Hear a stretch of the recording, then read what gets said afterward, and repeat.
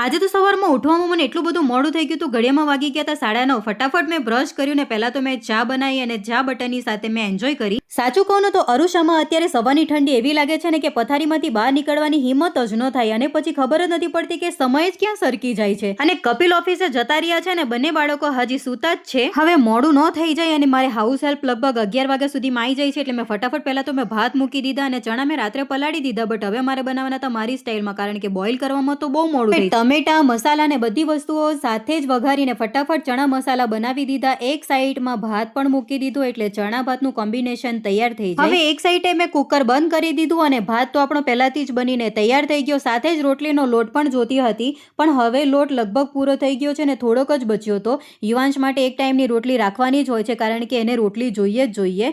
અને પછી એક સાઈડે વિચાર હતો કે ચલો પૂરી કરી દઉં પણ પછી ના બનાવી અને સાથે ભાત અને ચણા જ રાખ્યા અને સાંજના માટે થોડો લોટ મેં મૂકી દીધો. અહીંયા લોકલ આટો મળે છે એટલે મેં વિચાર્યું કે મંગાઈ લઉં તો એ હવે લગભગ આવવાનો છે ગુરુવારે. ત્યાં સુધી થોડુંક આપણે એડજસ્ટ કરવું પડે. હવે કુકરમાં સીટી પડે ને ત્યાં સુધી મેં પણ ફટાફટ નહીં લીધું ને ત્યાં સુધી શાક પણ બનીને તૈયાર થઈ ગયું અને વ્યાના અને યુવાંશ બંને જ ઉઠી ગયા એટલે એમને બ્રેકફાસ્ટ આપી દીધો. આજે વ્યાનાની તબિયત થોડી સારી નથી, એને ડોકામાં થોડીક મોચ આવી ગઈ છે એટલે આજે થોડી શાંત છે અને યુવાંશ પણ બ્રેકફાસ્ટ કરવા બેસી ગયો એટલે એમને ફટાફટ બ્રેકફાસ્ટ આપી દીધા. બાદ પછી આંટી આવવાના હતા કામ કરવા માટે એટલે એક સાઈડે પછી બેસી જવું પડે કાંક તો ગાર્ડન એરિયામાં જતું રહેવું. હવે આંટી આવી ગયા તો લગભગ 11:15 11:30 અને અડધું કામ પતી ગયું હતું ને અત્યારે ફેન સાફ કરી રહ્યા છે ને ઘડિયાળમાં વાગ્યા છે લગભગ 12:30 અને કપિલ આવે છે લગભગ 1 થી 1:30 વાગ્યામાં. ત્યાં સુધીમાં ઘણું ઘરનું કામ પતી જાય છે એટલે કે બેડ પણ થઈ જાય છે, કચરા પોતું ઝાડું, બેડ ગોઠવવાનું, રસોડું સરખું કરવાનું અને છેલ્લે પછી પંખો સાફ કરવાનો હતો તો પંખાના કામમાં પણ લાગી ગયા એટલે ઘરનું ઘણું બધું કામ પતી ગયું. અને થોડા સમયમાં પછી કપિલને પણ ઘરે આવવાનું હતું. કપિલ આવી ગયા બાદ પછી અમે બધાએ લંચ કરી લીધો અને ફરી પાછું કપિલને ઓફિસે જવાનું હતું એટલે અમને એના બાદ પછી અમારે સાંજે જવાનું હતું માર્કેટ. એકાદ બે વસ્તુ લેવાની હતી અને જોડે ફરી પણ લઈશું એટલે પછી જમી લીધા બાદ કપિલ પણ ઓફિસે નીકળી ગયા અને ત્યાં જ પછી મારે પણ ગાર્ડન એરિયામાં છે ને કપડાં સુકવવાના હતા. આ એરિયો અમારે ક્વાર્ટરના ફ્રન્ટ સાઈડનો એરિયો છે અને એમાં કપડાં આખરે સુકવાઈ ગયા કારણ કે પ્રોબ્લેમ ક્યાં થઈ હતી ખબર? 2 દિવસથી કપડાં સુકાતા જ નહોતા. રાત્રે વરસાદ હોય ને ક્યારેક વાદળ ને ક્યારેક ઠંડી એટલે કપડાં છે ને અડધા પેલા કે ને અડધા સુકાયા નહીં હોય ને અડધા પેલા ભીના હોય ને એવા હોય ને એ ટાઈપના હતા.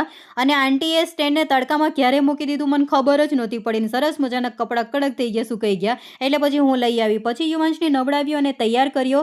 હું જ્યારે એને કાળો ટીકો લગાવું ને ત્યારે એને બહુ જ ગમે છે અને જોડે જોડે મને હાથમાં પણ લગાવડાવે છે અને એની સાથે સાથે વ્યાના પણ લગાવડાવે છે અને વ્યાના પણ નાહવા માટે જતી રહી છે એટલે એ આવશે એટલે એને પણ તૈયાર કરીશું એટલે સાંજે શું જવામાં બહુ મોડું ન થઈ જાય. કહીએ ને કે આમ કાળો ટીકો હોય ને તો નજરે ન લાગે અને સરસ છોકરા રમતા રહે.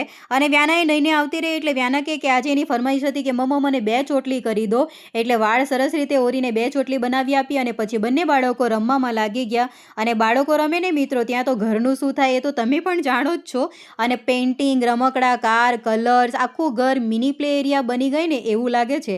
એટલે મેં વ્યાનાને પહેલાં કીધું કે વ્યાના થોડી વાર રમી લો અને પછી આપણે બહાર માર્કેટ જવાનું છે એટલે પાછા તમે ભરી દેજો. બંને બાળકો રમતા હતા એટલે એક સાથે પછી મેં પણ કપડાં ઘડી કરી કાઢ્યા અને કપડાં ઘડી કરીને પછી કબાટમાં મૂકવાના હતા. ત્યારબાદ વાસણો હજી બાકી જ છે જે કિચન એરિયામાં પડ્યા છે અને મારી રાહ જોઈ રહ્યા છે તો ફટાફટ પછી કપડાં ઘડી કરીને સીધા વાસણ કરવાના હતા અને થોડી ઘણી ક્લિનિંગ કરવાની હતી એ ફિનિશ કરવાની.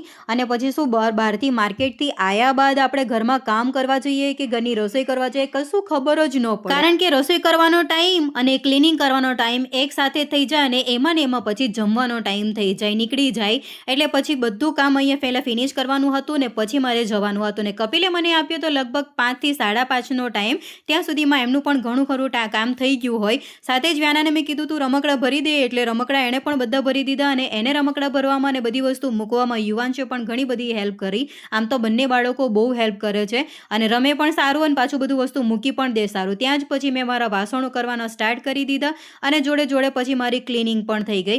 અને પછી શું મારે તૈયાર થવાનું હતું એટલે કે એમ તો વાળ જ ઓરવાના હતા, કપડાં એ જ પહેરવાના હતા. નજીક જ જવાનું છે, માર્કેટ બહુ દૂર નથી, રિક્ષાથી લગભગ 1.5 કે 2 કિલોમીટર જેટલું હોય એટલે પછી કપડાં ચેન્જ ન કર્યા અને એ જ કપડાં પછી પહેરી નીકળી જવાનું હતું. હવે જ્યારે પણ હું વાસણ કરું છું ને ત્યારે મારે અડધા કપડાં પલળી ગયા હોય છે ને અત્યારે આજે સાફ કરી રહી છું ને ઉપરથી બધું પાણી નીચે ટપકે છે એટલે વારે ઘડી જ્યારે હું વાસણ કરું છું ને ત્યારે મારે આ કબાટનો દરવાજો મારે સાફ કરવો કરવો પડે છે અને ખરેખર પાણી બહુ જ નીચે પડે છે, એટલે વારે ઘડીએ મારે અહીંયા પોતું માર કરવું પડે છે, કારણ કે ખાવાનું બનાવતી વખતે પણ ઘણી બધી વસ્તુ પડી હોય, એટલે પહેલાં તો આ એરિયો મારે ક્લીન કરી દેવો પડે.